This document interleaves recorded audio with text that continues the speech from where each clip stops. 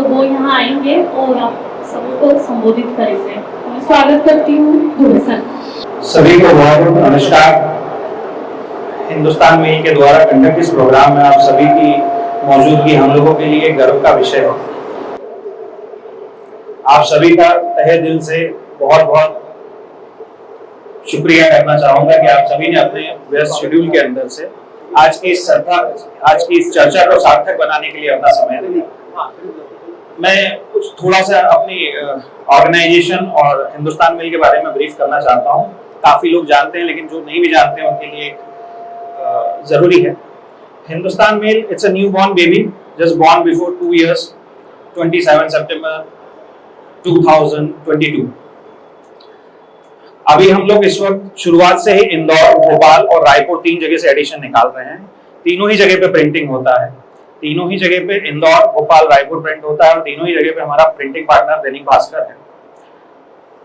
साथ ही साथ शुरुआत ही दौर से ही हम लोगों ने यूट्यूब चैनल भी शुरू किया है। साथ में यूट्यूब के ऊपर कवरेज भी चल रहा है और काफी बड़े लेवल पे मास्क हम लोगों का बेस बना हुआ है व्यूअर्स का।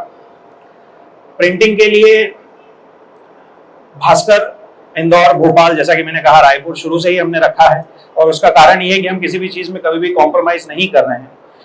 कम काम करें लेकिन अच्छा करें, यही सोच शुरू से हम लोगों की बनी हुई है। उसी के तहत हम लोग, हमारा महिंद्रा ग्रुप के अंतर्गत हिंदुस्तान मेल आता है।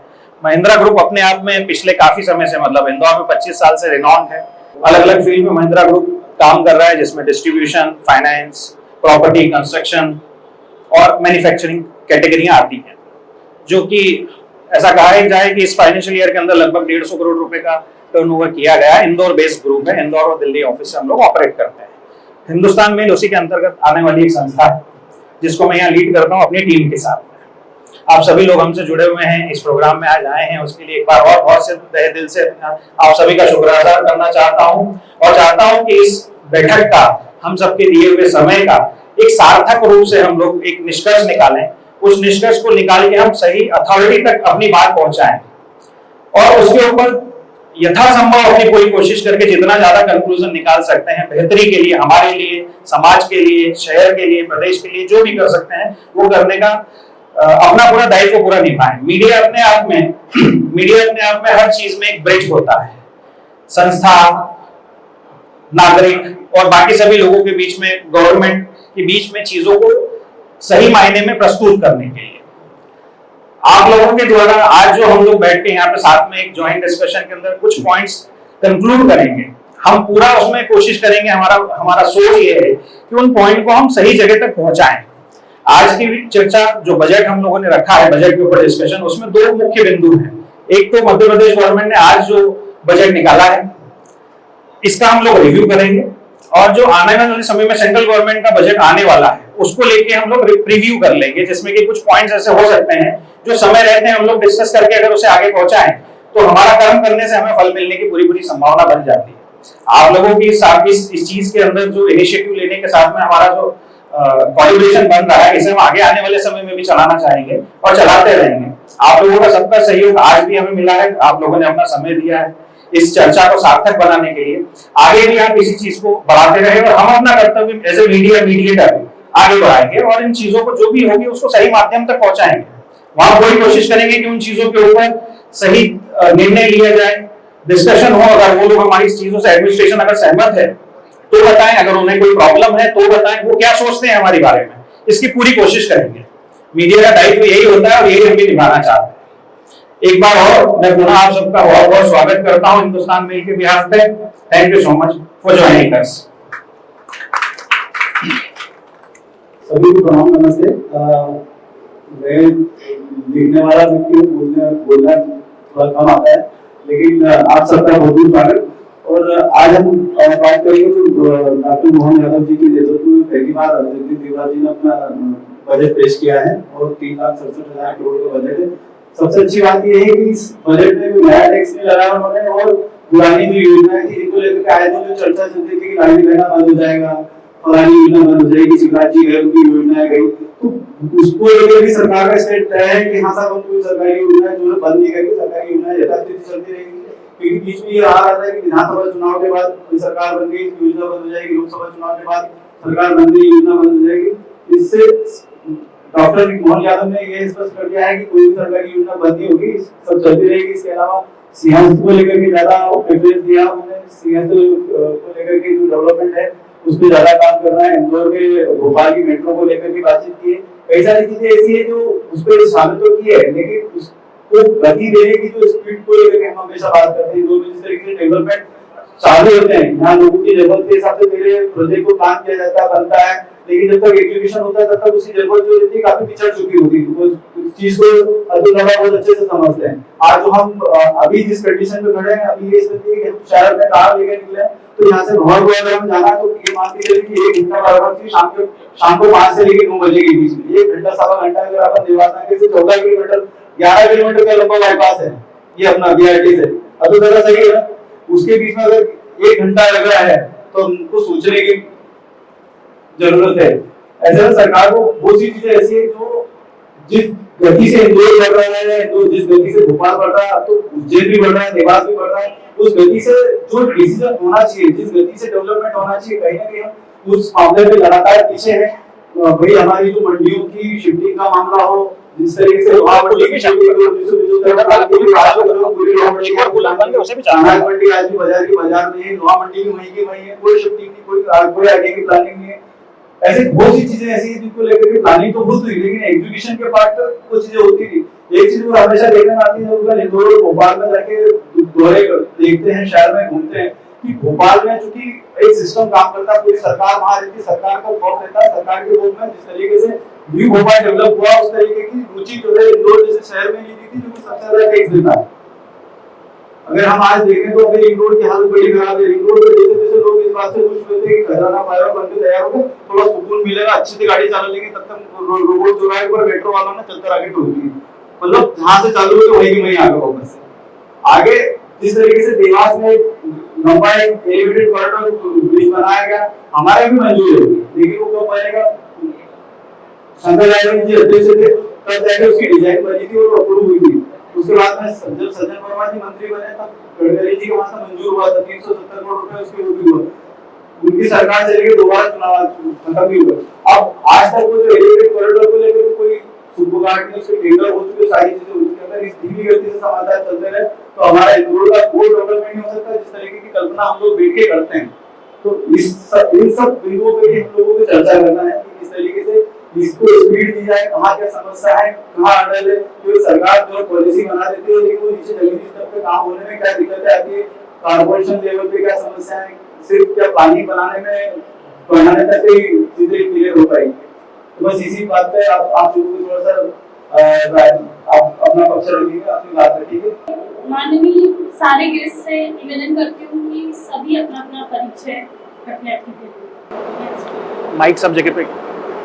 हाँ, आप लेते जाइए। सभी को नमस्कार और हिंदुस्तान मेल को धन्यवाद कि आज हम सबको यहाँ पे एकत्र किया और बजट के ऊपर चर्चा के लिए बुलाया है। मैं Sanjay Patwardhan, polo ground industrial welfare association से हूँ। मेरा वहाँ उद्योग है और शहर के कई व्यापारिक और औद्योगिक संगठनों में मैं कार्य कर रहा हूँ। मैं एडवोकेट रविंद्र गोलिया और डॉक्टर B.R. अम्बेडकर पुरस्कार के लिए हम पिछले 3 सालों से राज्य से सहयोग कर रहे हैं, जिसमें हिंदुस्तान मेल ने भी कई बार हमारी सहयोग के लिए शासन को पत्राचार किया है।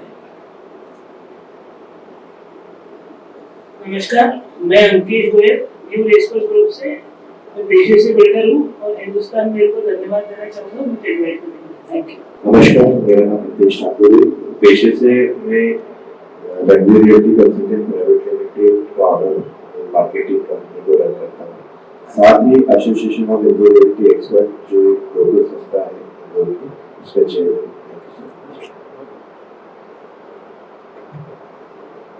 नमस्कार, मैं दिलीप मुकाती, ग्राम हजराना में निवास है और ग्राम कनाया में कृषि कार्य ऐसा व्यवसाय है। अभी भारतीय किसान संघ महानगर अध्यक्ष दायित्व है, लेकिन 10 वर्षों से किसानों के बीच काम कर रहा हूँ और हिंदुस्तान मेल बहुत समय से किसानों की लड़ाई लड़ता है, इसके लिए उनका अभिवादन करता हूँ। जो विषय दूसरे न्यूज नहीं उठा पा रहे हैं। शहर के विकास को, किसानों की जो मूलभूत समस्या, नगरीय क्षेत्र के किसानों की जो आसपास की समस्याओं को जो हिंदुस्तान में जिस गति से उठा रहा है, जिस निर्भयता से उठा रहा है, उसके लिए मैं अभिवादन करता हूँ। नमस्कार, मैं सिद्धार्थ बंसल, मैं कॉर्पोरेट ट्रेनर हूँ, मोटिवेशनल स्पीकर हूँ और कैरियर काउंसलर हूँ। तो बच्चों की समस्याओं को जानता हूँ और शायद इस टॉक में उस पर भी बात किया जा सकता है। जी सर, बिल्कुल स्वागत। कुलभूषण मित्तल, अग्रवाल समाज लायंस क्लब से जुड़ा हूँ और ज्ञानशीला ग्रुप ऑफ कंपनीज चेयर। नमस्कार, मैं इम्फाल वाला दिसिया में होलसेल ग्राहक मर्चेंट एसोसिएशन से सचिव हूँ और मध्य प्रदेश की सबसे बड़ी मंडी कहलाती थी, वर्तमान में मुझे नहीं लगता है, उस पर भी बात करेंगे कि व्यापारियों को क्या हासिल हुआ। धन्यवाद। नमस्कार, मैं संदीप श्रीवास्तव, क्रेटा इंदौर प्रेसिडेंट हूँ। रियल एस्टेट के व्यवसाय के लिए जहाँ जहाँ नियमों में सुधार और शहर के लिए क्या क्या चाहिए, उसके लिए हमारे संस्था काम कर रही है। मैं ओवेक्स लिमिटेड से बिलोंग करता हूँ। यहाँ की सेल्स टीम में मैं एक मेंबर हूँ, सीनियर मैनेजर के तौर पर काम करता हूँ। हिंदुस्तान मिल को बहुत धन्यवाद देता हूँ कि उन्होंने हमको यहाँ बुलाया और बात करने का मौका दिया। स्वागत है, बहुत बहुत नमस्कार, मैं पुनीत सूरीका, मैं महिला और INFB को रिप्रेजेंट कर रहा हूँ। मैं एक एजुकेशनिस्ट हूँ और यहाँ पर हिंदुस्तान मिल का धन्यवाद करना चाहता हूँ, उन्होंने हम लोग सभी को मेरा नमस्कार। मैं Hemant Jatnani, Indore cement stock association का सेक्रेटरी हूँ और आपका आभारी हूँ कि आपने हमको आमंत्रित किया एक चर्चा के लिए। बहुत बहुत धन्यवाद। नमस्कार, मैं जयंत गुप्ता, एक चार्टर्ड अकाउंटेंट हूँ और कॉलोनाइजेशन के व्यवसाय से भी जुड़ा हुआ हूँ। ये जो टॉक है महेंद्र भाई, आपको इसलिए सबसे ज्यादा धन्यवाद कि आप बजट पे टॉक करने से ज्यादा इस बात पे टॉक करना चाहते हैं कि बजट होना कैसा चाहिए, कैसा देश बनाना है, कैसा प्रदेश बनाना है, कैसा शहर बनाना है। मैं आपको और आपकी सोच दोनों को सलाम करता हूं। Thank you sir. Vande Mataram, Rajkumar Sabu, सच्चामूर्ति साबूदाना पोहा ग्रुप का चेयरमैन और साथ में सोशल संस्थाएं उनमें भी काम कर रहे हूँ। भारत विकास परिषद, अहिल्या माता गौशाला, मध्य प्रदेश और भारतीय उद्योग व्यापार मंडल का इंदौर का रिप्रेजेंटेटिव भी हूँ और हिंदुस्तान मेल से जब ये प्रारंभ हुआ गंडा जी के थ्रू, उस दिन से ही करीब जुड़ा हुआ हूँ। तो मैंने आपको 2 साल में जो अभी 2 साल तो पूरे हुए नहीं, उसमें जो उन्नति की है हिंदुस्तान मेल ने, उसके लिए सलाम करता हूँ। Thank you sir, thank you sir. मैं अतुल से पेशे से इंजीनियर हूँ। मैं रंजन मित्तल, आप सभी लोगों को नमस्कार। हिंदुस्तान मेल को मेरी तरफ से बहुत बहुत बधाई। ये जो एफर्ट लिया गया है बहुत ही यूनिक है और इस चीज की बहुत आवश्यकता है। मैं रिप्रेजेंट करता हूँ ISBA ग्रुप ऑफ इंस्टीट्यूट का, मैं चेयरमैन हूँ ISBA ग्रुप ऑफ इंस्टीट्यूट का। हम कॉलेजेस रन करते हैं। तो एजुकेशन के हिसाब से ये जो बजट है, ये बच्चों के लिए और बच्चों के फ्यूचर के लिए जितना इम्पोर्टेंट होता है, इस चीज पे जो फोरम रखी गई है, ये मैं इस चीज के लिए आप सभी लोगों को धन्यवाद करता हूँ, पूरी टीम हिंदुस्तान मेल की। Thank you. सभी को प्रणाम है मेरा। मैं सुमित सूरी, अध्यक्ष हूँ hotel restaurant association, Indore association का भी अध्यक्ष हूँ। पेशे से हॉस्पिटैलिटी और शिक्षा से जुड़ा हुआ हूँ। मैं नहीं आपको बहुत बधाई। हम हिंदुस्तान में, पूरे हिंदुस्तान में अपने अच्छी जगह पहुँचा है।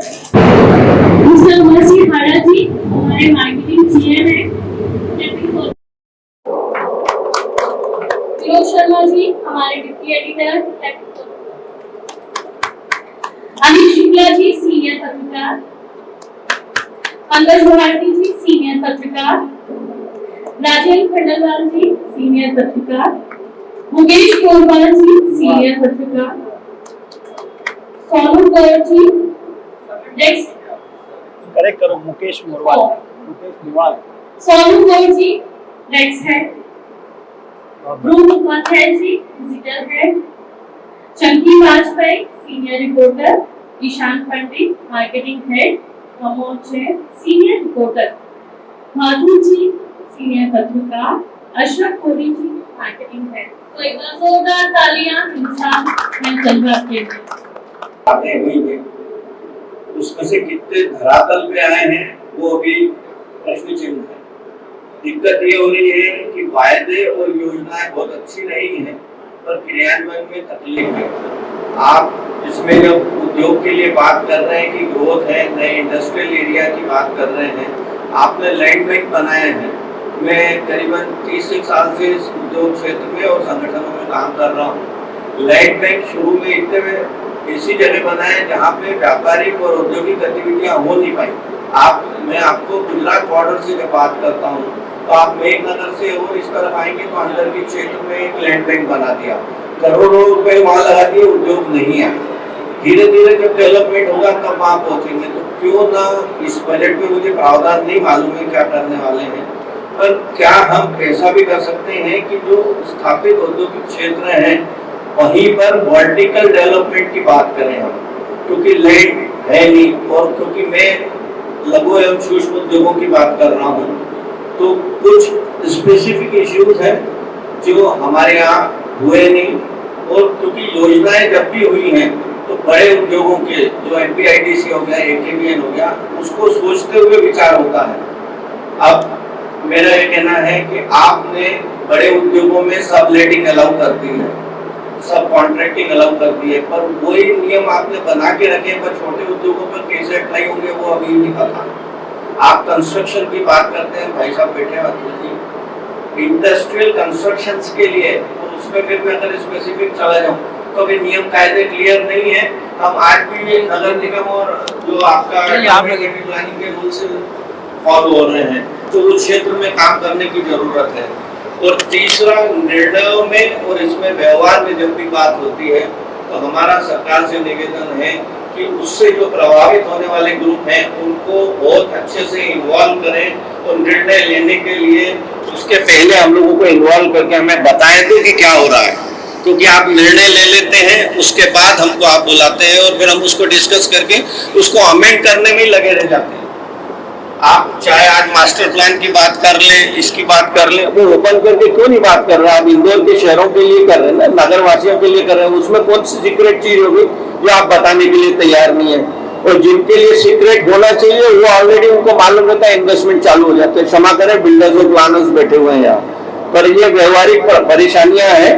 और उसके बाद में शहर में इंफ्रास्ट्रक्चर को आप हिसाब से डेवलपमेंट करते हैं, मालूम नहीं क्या होता है। और फिर बाद में जैसे भाई साहब ने बताया कि 11 किलोमीटर के लिए कितना टाइम लग रहा है, तो ये थोड़ा सा प्रश्न है। आकांक्षा योजना पे जो आई है उसमें मेरे को आशंका है, क्योंकि आप क्या एजुकेशन और कोचिंग क्लासेस को बढ़ावा दे रहे हैं और वो जिन बच्चों के लिए आप काम कर रहे हैं क्या उनको वहाँ एडमिशन और सहायता करने के लिए क्या एजेंट्स काम करना चालू नहीं कर देंगे? उस पर भी आपको विचार करना चाहिए। धन्यवाद। सरकार जो अपनी सुविधाओं की बात करते हैं तो निजी है, तो निजी है तो यहाँ से टैक्स तो कराना कलेक्ट कर रहे हैं, लेकिन जो टैक्स सुविधाओं के आते हैं निजी है। या फिर क्यों ना जब उसकी अनुमति दी जाती है, जैसे कॉलेज के परमिशन से पहले सारे नियम मान से 9 मीटर की सड़क देनी चाहिए, 12 मीटर की सड़क देनी, इतनी चौड़ी सड़क देने तक जाती होगा। तो सड़क जब आपको इंडस्ट्रियल एरिया में सड़क की परमिशन देना तो आपको ये भी पता होगा कि वहाँ पे उसकी जो सीमेंट की लगेगी या फिर उसकी जो थिकनेस कितनी होना चाहिए, कितनी चौड़ी होना चाहिए। भाई साहब, आपने प्रश्न पूछ के हमारे दर्द जो है वो फिर से कुरेद दिए हैं, क्योंकि मैं पोलो ग्राउंड से हूँ। पोलो ग्राउंड मध्य प्रदेश का सबसे पुराना औद्योगिक क्षेत्र है। आप पाल्डा की बात कर रहे हैं, मैं सबसे पुराने औद्योगिक क्षेत्र की बात कर रहा हूँ। आज भी पानी की टंकी अभी हम लोगों ने मेहनत करके उसको कराई है, उसके कनेक्शन के लिए आज भी हम गड्ढे खोद रहे हैं नर्मदा के कनेक्शन के लिए। और पुराने बिल की दिक्कत है, प्रॉपर्टी टैक्सेस की पूरा शहर परेशान है और हम लोग और ज्यादा परेशान है।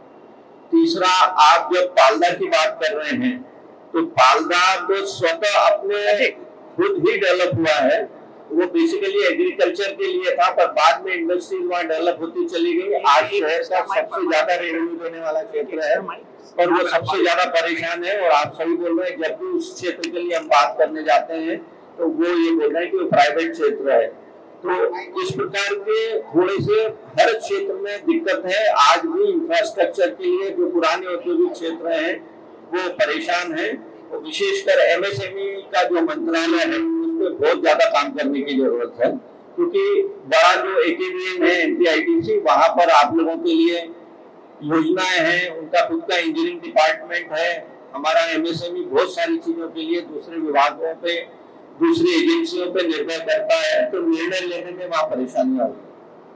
इसको हिंदुस्तान मेल ने समय समय में सहयोग किया है सभी समाचार पत्रों के साथ, और ये अंतिम चरण में है कैबिनेट स्वीकृति के लिए। तो हिंदुस्तान मेल इसमें सहयोग करता है तो शीघ्र एक दूसरे की स्वीकृति इन लोगों को मिलेगी, ऐसे हम अपेक्षा करते हैं। धन्यवाद सर, हार्दिक धन्यवाद। इसको लेकर हम कवरेज फुल स्टोरी अलग से करेंगे, इसके ऊपर इस पे आपसे हमारी टीम वापस चर्चा करेगी, पूरी डिटेल आप उसको हमें देना, और इस पॉइंट को हम अभी बिफोर इस बजट ही उठाएं, ये हम लोग एग्जैक्टली हम इसको अपनी तरफ से जल्द उठा देंगे, और ये टारगेट रखेंगे कि हम बिफोर टाइम जो डेडलाइन है उसके पहले से उठाएं। बहुत बढ़िया, इससे की पूरी डिटेलिंग पे अपन फर्दर बात करेंगे इस फोरम से हटके, ये प्लान करने के लिए। ठीक, आगे कंटिन्यू करें। सर बहुत अच्छा सुझाव है, अभी आपने बोला हम अपनी समस्याओं की चर्चा न करें, बजट से रिलेटेड बात करेंगे जिसमें काम जल्दी होने की संभावना है। समस्याएं तो आती ही हैं, आप और हम सब बैठेंगे, 2 दिन लग जाएंगे, चर्चा करते रह जाएंगे। हमारी संस्था से हम 2010 से हमारी केडाई मेंबर की संस्था बनी हुई है, पॉइंट्स लगातार उठा रहे हैं, सरकार की पेस बहुत स्लो है उसके अगेंस्ट में काम करने के लिए। अभी के बजट में लिखा, बजट में 2 चीज इन्होंने की है, एक इन्होंने किया मास्टर प्लान रोड के लिए 250 करोड़ का प्रावधान किया है, दूसरा नगरीय विकास के लिए इंफ्रास्ट्रक्चर के लिए इन्होंने PPP मॉडल पे 16-17 हजार करोड़ एलोकेट किए हैं। अगर आप इंदौर को याद करें सर, 87 अतुल सर बैठे हुए हमारे सीनियर, मैं 86-87 से कंस्ट्रक्शन लाइन में हूँ। जब 88 में कंस्ट्रक्शन करते थे तो श्रीनगर में आदमी प्रॉपर्टी खरीदने में तैयार नहीं होता था, क्योंकि इंदौर एक बड़ा गाँव है, आदमी पलासे जो है आगे नहीं जाना चाहता था। मगर सरकार ने जो इंफ्रास्ट्रक्चर डेवलप किया है, BRTS है, भले हम काफी आलोचना करें, और BRTS है, बसेस है, MR 9, 10, 11 है, इसका पूरे शहर को फायदा मिला है। आज आप देखेंगे रियल एस्टेट व्यवसाय मांडलिया से लेकर राउल तक जाके प्रॉपर्टी बिक रही है, और वो आगे भी जा रहा है। इसलिए एकमात्र सुझाव ये है कि मास्टर प्लान को 250 एकड़ आपने एलोकेट किए हैं। हम लोग पिछले 2 साल से कलेक्टर इंदौर को टाउन प्लानिंग में PS को मंत्री जी को हम बोल के आए हैं कि जितनी मास्टर प्लान रोड है उसका डिमार्केशन कर दीजिए। मास्टर प्लान रोड का इंक्रोचमेंट बहुत ज्यादा होता है, मांग बन नहीं पाती है, भले सरकार का बनाने के फंड्स आए नहीं है। मास्टर प्लान रोड चिन्हित कर दें, केडाई सर ने कलेक्टर साहब को बोला है, मास्टर प्लान रोड का डिमार्केशन कराने में जो भी 10-20-50 लाख खर्चा आएगा हम खर्च करने के तैयार हैं। उस पे जो पैसा सरकार के पास है वो आप बनाए, बाकी PPP मॉडल पे वहाँ के कॉर्पोरेट डेवलपर हम लोग भी सहयोग करने को तैयार हैं। अगर मास्टर प्लान रोड बन जाएगी तो शहर की ग्रोथ को कोई रोक नहीं सकता। एक ओनली पॉइंट जल्द से जल्द इस बजट में उससे रिलेटेड जो भी कुछ हो सकता है वो रखिए, और हम इसको लेकर पब्लिश करेंगे और आगे बढ़ाएंगे इस स्टोरी को। Very well taken. ये जो प्रावधान करेंगे वो सिर्फ क्रांति का प्रावधान है। उसके बाद इन्होंने नगर क्षेत्र में शामिल किए, अभी विगत 15 दिनों के अंदर में 15 गाँव की नई सूची इन्होंने नगर क्षेत्र में शामिल कर ली। अब ये बजट को आपने नगर विकास क्षेत्र के नाम पे पूरा अलग कर दिया, ताकि वो कहाँ तक जाएगा। हमारा भारतीय किसान संघ का स्पष्ट कहना है कि विकास योजनाओं को 2 अलग-अलग श्रेणियों में बांटा जाना चाहिए। गाँवों का अलग मास्टर प्लान बने, गाँव की विकास योजना अलग बने, शहर की विकास योजना अलग बने। हम लोग भी चाहते कि गाँव का डेवलपमेंट बिना विकास योजना से हो, अगर कानून डेवलप हो, अगर डेवलप हो, हम भी चाहते हैं। तो ठीक है, मास्टर प्लान बना है, ताकि गाँव की योजना गाँव की दृष्टि को ध्यान में रखते हुए अलग से विकास योजना बने, ताकि उनका क्रियान्वयन हो सके। अभी जैसे 16,000 करोड़ रुपए, 16,700 करोड़ रुपए मैंने नगर विकास में दिए, तो इस डेवलपमेंट 80 गाँव के अंतिम छोर तक पहुंच नहीं पाएगा। 20 साल हो जाएंगे, ये गाँव वैसा ही रह जाएगा बेचारा। जबकि गाँव का नाम अला दिया है, तो मैं यहाँ तक कहता हूँ, यहाँ तक तो ठीक है 25 गाँव जो 15 साल पहले गए नगर क्षेत्र में शामिल किए थे, वहाँ पर भी विकास नहीं पहुंच पाएगा। तो वो उन किसानों के साथ छला हुआ है।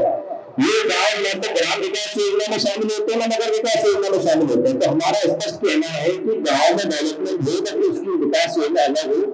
शिक्षा, स्वास्थ्य, जो भी जन सुविधा उनको देना है गाँव में अलग से भी। आज ध्रुवीकरण कर रहे हैं गाँवों का शहरों की तरफ। किसानों को, वहां के लोगों को शहर में मत बसाइए, नहीं कि विकास डेवलपमेंट कीजिए, नहीं उद्योग डेवलप कीजिए, हमको कोई समस्या नहीं। किसान भी जमीन देने को तैयार है।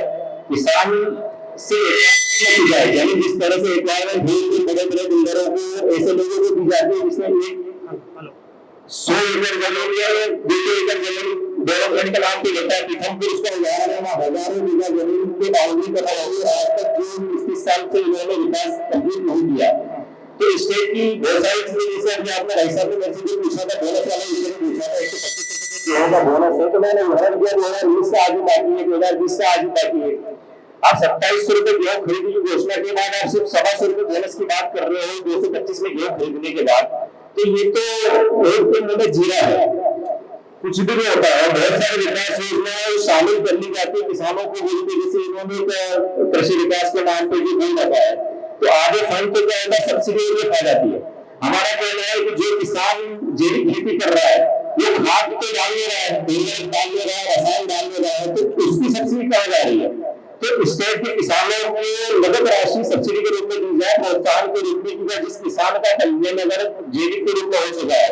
क्योंकि इंडिया में बहुत सारे किसान, हजारों किसान हमारे खुद के ग्रुप में, किसान संघ के ग्रुप में, जिन्होंने जैविक खाद, जैविक रसायन डालना बंद कर दिया है। उनके नाम की सब्सिडी भी अलग होती है ऊपर से किसानों के नाम पे, वो कहाँ जाती है? वो बड़ी बड़ी फर्टिलाइजर कंपनियों और कंपनियों तक ही ले जाती है जी, इसका फायदा किसान को मिल नहीं पाता है। तो एक जो पॉइंट आप बता रहे थे, पॉइंट ये भी रहेगा कि अगर आप जैविक को प्रमोट करना चाहते हैं, ऐसे किसानों को प्रमोट करना चाह रहे हैं, तो जिस किसान ने पंजीयन किया है उसको स्टेट की सब्सिडी सीधे नकद के रूप में उनके खाते में दी जाए, स्पष्ट रूप से उनको दी जाए। धन्यवाद आपका पॉइंट हम नोट करते हैं। आपके तीनों पॉइंट मैंने ले लिए हैं। गेहूं खरीदी के रेट पे जो अभी उन्होंने जो सपोर्ट किया है वो पुराना ही अभी तक नहीं मिला। सिटी और विकास योजना नगर विकास योजना में गाँव को जगह तरीके से शामिल न किया जाए। पिछली बार में 2020-21 में जिन्होंने 80 गाँव शामिल किए थे, सारे गाँवों में आपत्ति दर्ज की थी और आपत्ति को सिरे से फाइल कर दिया जाता है बिना सुनवाई के। उनको नगर निगम क्षेत्र में, क्योंकि उनको आइडिया तो रिक्वायरमेंट क्षेत्र में लाना होता है, इनका मूल उद्देश्य यह कि विकास होता है, जबकि उनको रिक्वायरमेंट करना होगी जमीन किसानों की, क्योंकि वह बिलिंग नहीं पड़ी। इन तीनों ही विषयों को मैंने ले लिया हमारे पास में पॉइंट में, इसके ऊपर फर्दर पूरी डिटेलिंग करके हम लोग स्टोरी करेंगे। ये पॉइंट्स मैंने जैसे आपने जो भी रेज किए हैं वो पॉइंट को टिक करने हैं। यहाँ पे टीम आपसे इस पर फिर पूरी डिटेलिंग पे बात करेगी, अपन पूरा पब्लिश करेंगे इसको, और जितनी भी चीजें आप उसमें बताना चाहें इस विषय पर तो बताना, हम इसको सही जगह तक पहुंचाएंगे बिफोर बजट। यही हमारा प्रयास है। आगे सर किसान संघ से है और वो खाद्य पे आधारित है और हम भी फूड का बिजनेस करते हैं, साबुदाना, पोहा, ये सब चीजें हैं। तो मेरा एक जो मैंने इतने सालों में अनुभव किया कि फूड प्रोसेसिंग किसान बहुत मेहनत से करता है तो उसे उसका उचित मूल्य नहीं मिल पाता है, ये हमेशा की एक समस्या रही। उसका उचित मूल्य दिलाने के लिए हम इस पर एक काम कर रहे हैं कि केवल सिर की बीमारी है, क्रीम लगा दो या कोई दवाई लगा दो, उसकी जगह उसके पेट में गड़बड़ है, उसकी उपज का सही मूल्य ही नहीं मिल पा रहा है उसे, तो उसको अगर पूरा करें तो ये सब जो बोनस है वो बातें ही खत्म हो जाएगी। हमारे एमपी पूरा फूड बिजनेस पर आधारित है, मतलब हमारा मुख्य उद्योग तो है ही नहीं एमपी का, उपज पर आधारित है और वहाँ उससे उचित मूल्य नहीं मिल रहा है किसानों को। उसके लिए सबसे पहले फूड प्रोसेसिंग यूनिट हमें यहाँ डेवलप करनी पड़ेगी। मैंने इस बजट में भी देखा है सरकार ने कहीं पे भी फूड प्रोसेसिंग यूनिट के लिए कुछ भी प्रावधान नहीं किया है। तो हमारी उपज, भैया को मालूम होगा कि गुजरात और महाराष्ट्र की फूड प्रोसेसिंग यूनिट सबसे ज्यादा खरीद के ले जाती है और फिर उसमें अच्छा पैसा कमाती है। क्यों नहीं किसानों के बूते पे वो यूनिट्स एमपी में ही लगाई जाए और उसका पूरा पैसा, मतलब उस कमाई वह इन किसानों को ही मिले, तो हमारा दोनों तरह से हमारा वो भी बढ़ेगा और उपज का भी सही मूल्य मिल पाएगा। जो गेहूं हमारे यहाँ 20-22-25 रुपए किलो बिक रहा है, वो आटा मिले महाराष्ट्र की खरीद के और उसका आटा 36 रुपए किलो में बेच रही है, ये हम सबको विदित है। तो उस 10 रुपए किलो की कमाई से इनको बोनस की तो जरूरत ही नहीं पड़ेगी। इस दिशा में जरूर सरकार को प्रयास करने चाहिए। फूड प्रोसेसिंग यूनिट उसके लिए सबसे पहले डिजिटल करना पड़ेगा। हम इतने ज्यादा कॉम्प्लिकेटेड नियम बना देते हैं कि वह गुजरात और महाराष्ट्र वाले इंडस्ट्री कभी भी यहाँ आ ही नहीं पाएंगे या यहाँ लगाने का सोच ही नहीं पाते, क्योंकि हमारा कॉम्प्लिकेशन इतना गवर्नमेंट के टैक्स का है। लोकल फॉर लोकल, तो एक जिले में एक उत्पादन को लेके सारी विकास किया जाएगा, उनका उदाहरण उसके लिए बजट भी रखा है। तो एक जिले में एक उत्पादन लेकर कौन सा खेती का उत्पादन सकता है, कौन सा उत्पादन सकता है, उसमें स्वयं सहायता समूह का भी सहायता किया कि उसके लिए एक अलग से बजट रखा है, तो एक उत्पादन लेके उस जिले को विकास किया जाए, ऐसा प्रावधान भी बिल्कुल किया जाए। मतलब आय व्यय का लेखा कि क्या आय होगी और क्या व्यय होगा। इसमें इन्होंने 16% की ग्रोथ दिखाई है। मैं समझता हूँ कि 25% से ज्यादा तो जीएसटी का कलेक्शन बढ़ेगा, वो 16% की ग्रोथ दिखाई है, ये एक मुद्दा है। दूसरा, ये बजट बहुत जल्दबाजी में पेश किया गया है, वो सरकारी प्रेस के माध्यम से पेश हुआ है, ऐसा मेरा मानना है ये देखते हुए, क्योंकि इसमें जो नई सरकार आई है वो उनके जो नए विचार आना चाहिए वो कहीं नहीं दिखे मुझे। क्योंकि बात की जाए, इन्होंने धार्मिक यात्राओं पे भी प्रोविजन कर दिए हैं। सिंहस्थ 2028 में है, जिसकी सड़कों के लिए 10,000 का प्रोविजन इस वर्ष किया है। बाकी इंफ्रास्ट्रक्चर की जो बात बताई कि सड़कों के लिए 250 करोड़, जहाँ अभी वर्तमान जगह पे वो नहीं किए हैं। ग्लोबल समिट वापस दे दी गई है जनवरी में। आप जानते हैं कि सालों से ग्लोबल समिट होती आई है। मुझे तो कोई भी एक उद्योगपति बाहर का, चाहे वो रिलायंस आए हो, अडानी आए हो, कि एक भी उद्योग यहाँ लगा हो। इसके बदले जो मैं चाहता था कि हमने सबसे शुरुआत की थी उन बच्चों को श्रद्धांजलि देके, तो निराश्रितों के लिए और वृद्धजनों के लिए कोई प्रोविजन नहीं किया गया है, क्योंकि हजारों बच्चे विदेशों में पढ़ रहे हैं, उनके माँ बाप यहाँ रहते हैं, उनकी सुरक्षा की क्या व्यवस्था है, उनके इलाज की क्या व्यवस्था है, इस बजट में कोई प्रोविजन मुझे नहीं दिखा। युवाओं को रोजगार का मेरे को सीधे तो कोई प्रोविजन नहीं दिखा कि युवाओं को रोजगार कहाँ से मिलेंगे। निश्चित रूप से पीएम राइज स्कूल में इन्होंने व्यवस्था की है, पढ़ने की पीएम कॉलेज में व्यवस्था की है, वो सराहनीय है। तो कुछ बातें इनकी सराहनीय जरूर है। दूसरा, लाखों लोगों को हम टूरिज्म के माध्यम से बाहर भेजने की बात कर रहे हैं। हमारे मध्य प्रदेश में इतने पॉइंट है टूरिज्म के लिए जिन्हें डेवलप करना चाहिए ताकि लाखों लोग हमारे यहाँ आ सकें, उसका भी कोई प्रोविजन नहीं किया गया। टूरिज्म में हेलीपैड कोई मायने नहीं रखता है। ये ऐसा छलावा दिखता है कि करोड़ों का बजट करो और पैसा कहाँ से निकले, ऐसा मेरा मानना है। बाकी जो अच्छी बात की उसकी सराहना करता हूँ, विस्तृत आएगा जब चर्चा होगी। बाकी कुछ बातों पे प्रोविजन अवश्य होना चाहिए जिन पॉइंटों को आपको उठाना है। आपने आमंत्रित किया, आपका आभार हूँ। आपकी जो राय है सर, उसमें से काफी चीजों से मैं सहमत हूँ, क्योंकि आपने काफी अच्छे से बात रखी है इस पे, और इस पे जब समीक्षा हम भी हमारी तरफ से डालेंगे इस बजट की, ऑफकोर्स कल या परसों के एडिशन में पूरी तैयारी करके डालेंगे। आपसे फिर उसमें इस सब्जेक्ट के ऊपर संपर्क करके पूरी विधिवत रूप से डिटेल लेंगे। भले ही उस वजह से हिंदुस्तान मेल के नंबर वहां पे कम हो जाए, लेकिन सही चीज तो सही उठाई जाएगी। उस बात को लेके मैं आपको आश्वस्त करता हूँ कि अगर कुछ गलत दिख रहा है तो उसको गलत ही दिखाया जाएगा। मैं इसके लिए इश्योर करता हूँ आपको। बहुत धन्यवाद कि आपने सारे मुद्दों को शहर को इकट्ठा किया, क्योंकि मैं सियागंज से बिलोंग करता हूँ, फूड बिजनेस से बिलोंग करता हूँ और वहाँ का प्रतिनिधित्व करता हूँ, तो वहाँ की पीड़ा मुझे अच्छी तरह पता है। उद्योग ने अपनी बात रखी, किसानों ने अपनी बात रखी। ये उत्पादन करते हैं, ये खेती करते हैं और बेचते हैं, हमारी कोई नहीं सुनता है। क्योंकि ये खेती ब्राह्मण शाह की वंशज है, हम लोग व्यापार करते हैं, हमारे ऊपर टैक्स चोरी का टेग लगाया जाता है, हम अपनी डिमांड रखते हैं। दूसरे स्टेटों के मुकाबले अगर हम मध्य प्रदेश की बात करें तो 9 तरीके के लाइसेंस हम व्यापारियों को लेना पड़ते हैं। जीएसटी आने के पहले हम टेबल कुर्सी पर बैठकर व्यापार किया करते थे, आजकल कंप्यूटर पर ध्यान देता है और बिल बनाते रहते हैं। ये हमारी समस्या है। ऑनलाइन में हमें अपने तरीके से मारा है, मल्टीनेशनल कंपनियों ने हमें अपने तरीके से मारा है। बात मैं इस मुद्दे की करना चाहता हूं तो सोशल पुरानी सियागंज होलसेल किराना मर्चेंट एसोसिएशन, जो कि मध्य प्रदेश की सबसे बड़ी मंडी कहलाती थी, भारत को लीड करती थी। मध्य प्रदेश से राजस्थान, गुजरात, महाराष्ट्र एवं उत्तर प्रदेश तक यहाँ से माल सप्लाई होता था, जो कि 2010 के दशक के बाद ट्रांसपोर्टिंग उपलब्धता नहीं होने की वजह से, रेलवे उपलब्धता नहीं होने की वजह से और दुनिया भर के टैक्स की लागू भी दूसरे स्टेटों के मुकाबले यहाँ का व्यापार पूरी तरीके से प्रभावित हुआ। अब अगर हम अपनी बात करें तो हमें शहर के मध्य में हम लोग व्यापार करते हैं। ट्रैफिक की अपनी समस्या भी बताइए, आप सब लोगों को मालूम है।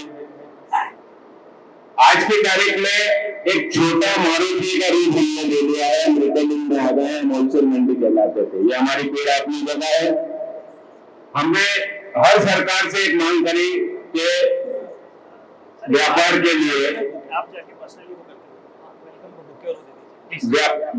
लिए सियाबल की शिफ्टिंग के लिए हमारे को कोई जगह दी जाए, क्योंकि 80 और 86 के दशक में हमें पार्लियामेंट मिली थी व्यापार स्थानांतरित करने के लिए, जो कि अभी के रूप में C21 मॉल के पीछे है, जहाँ तक 33 साल 40 साल पुराने व्यापारियों को दे रहे हैं। आपको एक छोटी सी रिक्वेस्ट करना चाहिए सर कि बुलेट पॉइंट जो है वो आप अभी दीजिए। ठीक है, एक सेकंड बुलेट पॉइंट अभी आप दीजिए, जो भी आपको पीड़ा बता करना है हमारे को, तो उसमें तो आप जो चीज बता रहे हैं पूरी डिटेल मुझे चाहिए ही होगी, तभी हम उसको व्यवस्थित रूप से उठा पाए। तो आपकी एग्जैक्ट जो प्रॉब्लम है या सजेशन है, आप वो मुझे पॉइंट बताएं, वो हम अगर एमएसएमई से कनेक्टेड हम लोग से जो व्यापार है उनको एक जगह दी जाए, जिससे कि व्यापार सुचारू रूप से चल सके और रोजगार निकल सके। मैं भाई साहब की बात का, पोलो ग्राउंड के भाई साहब की बात का समर्थन करता हूँ इस बात के। यही मेरा पॉइंट है। दो जगह पॉइंट नहीं है, इसके ऊपर बड़ी डिटेलिंग में चर्चा करेंगे और फिर उसको पब्लिश करेंगे और सही जगह तक पहुंचाएंगे। Okay, thank you. आगे करते हैं सर, बजट को लेकर के होटल सेक्टर क्या देखता है, क्या सोचता है, इस बारे में आपको कहना चाहूंगा। दूसरा, लीगल पॉलिसी बहुत सारी विसंगतियां हैं, तो लीगल पॉलिसी को रीथिंक करा जाए। मध्य प्रदेश एकमात्र ऐसा राज्य है जहाँ पे शराब की बिक्री की मिनिमम गारंटी है, कम से कम इतनी शराब को बेचनी ही है, नहीं तो आपको पेनल्टी लगेगी, जिसमें हर साल हो जाती है। और दूसरी तरफ सरकार को भी कहना रहता है कि हमें नशा मुक्त प्रदेश बनाना है, और हमें बोला जाता है कि शराब की वृद्धि सरकार बोलती है नशा मुक्त हमारा रेवेन्यू बढ़ाए, और दूसरी तरफ सरकार बोलती है कि नशा, बिल्कुल सर भले कितना भी तीखा लगे किसी को, लेकिन जो सत्यता है वो यही है, जो सुबह भाई बोल रहे हैं पॉइंट, एक तरफ सरकार एनकरेज कर दी कि भैया जीएसटी पे तो हमको मतलब रेवेन्यू बढ़ा के दो, टैक्स मिले, और दूसरा नशा मुक्ति। तो ये दोनों चीजें, ये एक सवालिया निशान है सबके लिए, लेकिन सबको मतलब सीधी सी बात, आईना दिखता है लेकिन दिखेगा और हम दिखाएंगे, फिर उसका परिणाम कुछ भी हो। मीडिया का कर्तव्य भी बनता है कि सही को सही बोले, गलत को गलत बोले। हम यहाँ पे तो सुमित भाई ने पॉइंट उठाया, अपने आप में दोनों ही चीजें एक साथ हैं, तो बिल्कुल इसको इसी तरह से ऐसे ही ग्राफिक्स के साथ में यही पॉइंट उठाएंगे कि और बहुत बढ़िया लगा मेरे को, मतलब अपने आप में कुछ चीजें एकदम एनकरेज कर देती है कि हाँ ये पॉइंट सही है, इसको हम बिल्कुल वैसा ही ले जाए। शराब पे डबल टैक्सेशन हो रहा है, दुकान से खरीद के आप लाते हैं, होटल में बेचते तो फिर टैक्स लगाना पड़ता है उसमें, जबकि किसी और प्रोडक्ट पे डबल टैक्सेशन नहीं है। एक ही चीज पे दो टैक्स नहीं ले सकते। दुकान से अगर आपको लेकर खरीदनी तो वाइट पे लेकर के ऑलरेडी टाइड है, यहाँ पे उनको दोबारा उसको वाइट पे लगाना सर्विस के ऊपर पूरे पे प्रोडक्ट पे लगता है पूरा, क्योंकि वो इम्पोर्ट लेके फिर आगे अगर इम्पोर्ट नहीं उसको वाइट पे रखा गया है। तो ग्राहक पे डबल टैक्सेशन की मार पड़ रही है, तो उसको रिथिंक करना चाहिए। जीएसटी के रेट एक हमारा विषय है कि जीएसटी के रेट जीएसटी के जो रेट है वो विलासिता के साथ उसको रिप्लेसमेंट किया गया था, तो उसके ऊपर एक बार रिथिंक करना चाहिए। कई सालों पहले 2000 रुपए में विलासिता मिल जाती थी, तो विलासिता कर लगता था, लग्जरी टैक्स मिलते थे जिसको। अब विलासिता 2000 रुपए में संभव नहीं है, तो स्टेटस चेंज हो गया है। स्टेटस चेंज होकर उसको जब आपने विलासिता से नॉमेनक्लेचर चेंज किया है, तो उसके ऊपर रीथिंक करना चाहिए, और वो 2000 की स्लैब को बढ़ा के 3000 4000, जिस क्योंकि आज 2000 रुपए में धर्मशाला में भी 1500-2000 में कमरे मिलते हैं, तो उसको लग्जरी कैटेगरी से हटा के उसके स्लैब बढ़ने के लिए कि नए होटल आ सके, उसके लिए कोई भी ऐसी चीज इस बजट में या कहीं देखने को नहीं मिली जो 95 के बजट में लास्ट टाइम देखने को मिली थी, कि टैक्सेशन में छूट हुआ करती थी। नया होटल खुलने पे 10 साल की छूट, टैक्सेशन की छूट। अभी तो सभी जगह सिर्फ कश्मीर में शायद उनका फोकस है इस चीज को, यहाँ भी छूट दे रहे हैं, तो यहाँ भी नए होटल खुले, उसके लिए व्यापार बढ़े, उसके लिए कहीं सब्सिडी या इस तरीके की छूट की प्लानिंग होनी चाहिए। दूसरा मेरा जो क्षेत्र है वो शिक्षा का है, तो शिक्षा के क्षेत्र में जो मेरा इसमें सबमिशन है कि जो बसों पे टोल टैक्स लगता है, आज शहरी सीमा में भी टोल टैक्स लगने लगा है, तो जब आरटीओ में किसी भी तरीके की बस जाती है रजिस्ट्रेशन के लिए, तो उसको कमर्शियल व्हीकल नहीं माना जाता एजुकेशन की बस को, उसको एक स्पेशल कैटेगरी दी है, कैटेगरी और ₹1 का टैक्स दिया जाता है।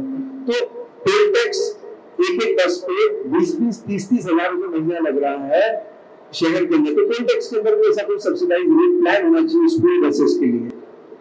उनको ये प्रावधान करना चाहिए जब उसको आप रोड टैक्स के अंदर हम छूट दे रहे हैं, खरीदने पे सब्सिडी है। एक अपना पॉइंट हो गया सुनते हैं लिकर पॉलिसी, जिसके अंदर दोनों हॉस्पिटैलिटी के इंडस्ट्री स्टेटस मिल जाए, उसको इंडस्ट्री का दर्जा मिल जाए स्टेटस। और तीसरा है बस पे जो स्कूल बसेस हैं, स्कूल बसेस के ऊपर टोल टैक्स में रेट टैक्स होना चाहिए। टोल टैक्स के लिए सब्सिडाइज रेट होनी चाहिए, उसके लिए एक अलग से भी कैटेगरी बननी चाहिए। और स्टेट में यहाँ पे होटल इंडस्ट्री नया बने उसके लिए एनकरेज के लिए कोई ना कोई एनकरेजिंग पॉलिसी आनी चाहिए।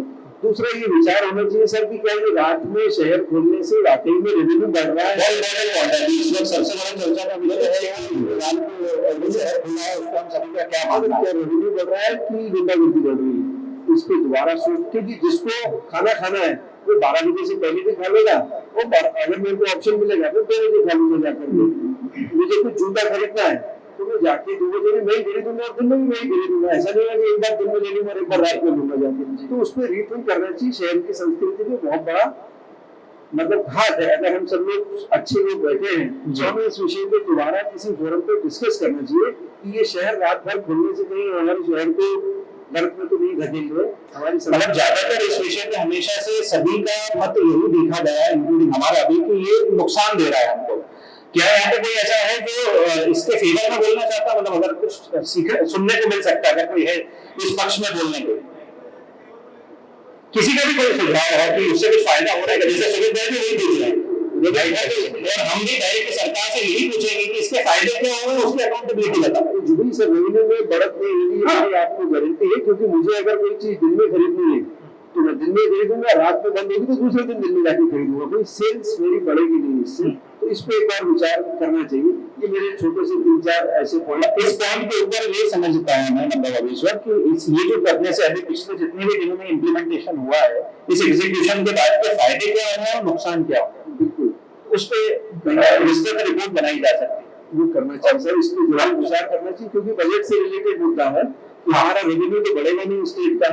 एक अनावश्यक की समस्या है, सरकार के खर्चे बढ़ जाएंगे, रात में पुलिसिंग करनी पड़ेगी, कुछ भी अतिरिक्त उसमें आए ही नहीं। ऐसी चीज अभी तो समझ में नहीं आती। और तो मेरी इंडस्ट्री की रिक्वायरमेंट है, पर मैं उसके अगेंस्ट जाके ये चीज बोल रहा हूँ क्योंकि मुझे शहर की संस्कृति पे माना मैंने जितने भी विभागों को ज्यादातर का पॉइंट ऑफ व्यू लिया गया है, सभी लोग इसके अगेंस्ट हैं, लेकिन कोई खुल के बोलते नहीं है, उसके कोई फायदे नहीं बता रहा है कि फायदे क्या हो रहे हैं इसके। मतलब मेरी इंडस्ट्री की रिक्वायरमेंट है कि रात में खुले हॉस्पिटल, आप उसके अगेंस्ट जाके होगा, क्योंकि मेरे लिए शहर की संस्कृति मेरा शहर बहुत बढ़िया। हार्दिक धन्यवाद सर देश के बजट की। बिल्कुल। और उस पे गवर्नमेंट का कोई कंट्रोल नहीं है। ये डिमांड एंड सप्लाई का खेल है। आज की तारीख में 50-60 सीमेंट कम में बिक रही है, क्योंकि जो प्रोडक्शन है वो अच्छा बढ़ गया, कैपेसिटी बढ़ गई है। और PMRY की वजह से करीब 66% की ग्रोथ है। 80,000 करोड़ तो गवर्नमेंट ने जनवरी के एक्सटेंशन कर दिया था। तो एक मैं ये आपके माध्यम से एक बहुत छोटी सी अहम बात बताना चाहता हूँ। ये बजट के पहले है, आप सिर्फ ये उठाइए कि विभाग जितने सरकारी विभाग है वो व्यापारी को चोर नहीं समझे। एक बिजली बिल का एक सवा अगला सा कर्मचारी दुकान पे आता है, हमने ऑनलाइन रिक्वेस्ट दे रखी है, और वो जब बिल मांगता है तो आपके कितने भी कस्टमर है उसके सामने आपकी ऐसी बेइज्जती करता है और लाइट काटने की धमकी देता है। तो इस तरीके की प्रवृत्तियां नहीं होना चाहिए। दूसरा, शहर में आग लगती कहीं पे है और जांच कहीं और पे होती है। अब इतना बड़ा शहर है, कहीं ना कहीं आग लग जाती है, कई कारण होते हैं, लेकिन आप पूरे शहर को इस माध्यम से तंग करें, व्यापारी को तंग करें, सील कर दें, उसको जमाने भर का खर्चा बताएं, इस मुद्दे को आप उठाएं। सर ये विषय का एग्जैक्टली क्या कहना चाह रहे हैं कि विभाग से रिलेटेड पॉइंट है, विभाग से भी है। और जैसे भी फायर सेफ्टी के नाम पे ओके, कल परसों कोठारी मार्केट में मित्तल कचोरी वाले के आए जी तो पूरा कोठारी मार्केट को परेशान कर दिया। प्रोटोकॉल आपके लिए बना के आपको परमिशन कपड़ा मार्केट के अंदर आप कचोरी वाले की दुकान दे रहे हो और वो गैस की टंकी लगा रहा है, तो व्यापारी ने चोर नहीं समझे। बाकी बजट तो ठीक है हमारा, मैंने आपको बताया कि सीमेंट में ऑलरेडी 66% तो ग्रोथ है, 80,000 करोड़ वो डाल चुके हैं और इतने सारे ब्रिजेस और डैम और ये सब बन रहे हैं। ये जितना प्रोपेगेंडा आप देख रहे हैं सब सीमेंट की वजह से। तो मैं आपको पुनः बहुत बहुत धन्यवाद देता हूं कि आपने हमको आमंत्रित किया और बुलाया और इसी तरीके से आप विषय उठाते रहे। हमारी हार्दिक शुभकामनाएं हिंदुस्तान मेल के साथ। बहुत बहुत धन्यवाद। Thank you. 12 बजे की बात जी ठीक है। जो नाइट मार्केट खुला है, हॉस्टल आगे खाली पड़े हैं क्योंकि 9 बजे का हॉस्टल के गेट बंद हो जाते हैं। बोलाराम में जो अवैध कॉलोनी, वहां पे आपने जो रूम्स बना दिए बच्चों के लिए, लड़के लड़कियां रूम्स लेके रह रहे हैं। रात को अगर आपने देखा इस बार 31 दिसंबर को 2 लड़कों ने मिलकर लड़के को बहुत बुरी तरीके से नशे की हालत में पीटा था। ये सब नाइट मार्केट के डिसएडवांटेज है, वो एक बहुत मेजर पॉइंट है उनका। अब मैं आता हूँ एजुकेशन इंडस्ट्री के पॉइंट पे कि एजुकेशन इंडस्ट्री का बजट एलोकेशन पे हो रहा है, इम्प्लीमेंटेशन, यूटिलाइजेशन और एग्जीक्यूशन ऑफ फंड्स पे बात करनी चाहिए। तो मेरा जो मेन पॉइंट है जितना बजट एजुकेशन इंडस्ट्री में आ रहा है उसके यूटिलाइजेशन, एग्जीक्यूशन, इम्प्लीमेंटेशन। जैसे सरकार ने भी लास्ट ईयर बच्चों के कॉन्फिडेंस के लिए स्वामी विवेकानंद स्वरोजगार योजना चालू करी थी, लेकिन वो कितनी आउटडेटेड थी।